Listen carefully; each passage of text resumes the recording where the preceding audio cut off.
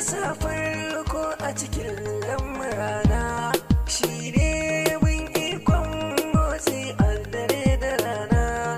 kai salatika ya Allah wanda annabina dai shi ne kamun baiwar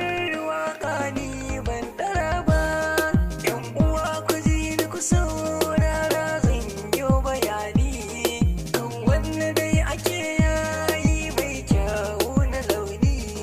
zuciya ta daga mu da santa ba na sukuni ai gari da ce ku sani ko da ma ban faɗi ba sinki ne yake yi min yawo a cikin jikina zuciya ta soyayi mata ɗauri a cikin jikina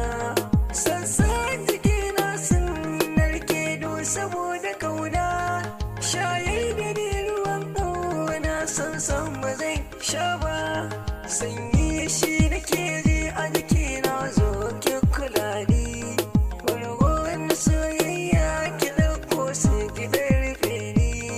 barwa yana ta sauka fadar so za ki kai ni furta min kalmar so matso ka da in bar zufa kaskantar da kai gwanga kuri an shirya ke ce gaba yan mata an gabanki sun rugusa suna ta tuba shi fida da soyayya za ki minki mini maraba zan sake min lamuni da zauna ba da yaudara ba kyakkyawar diya mai alkunya zinariya mai nutsuwa san ba ta girman kai sarauniya gun ilimi landabi kadija ce lamba ɗaya ki fito ki ganni salis kan kin jiya ya ta baba shiraɗi na addini kin bi su kin katange gabin iyaye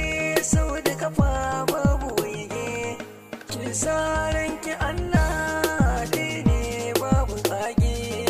garko da san ma'aiki sun ba a nuna mata ba ko da yaushe wata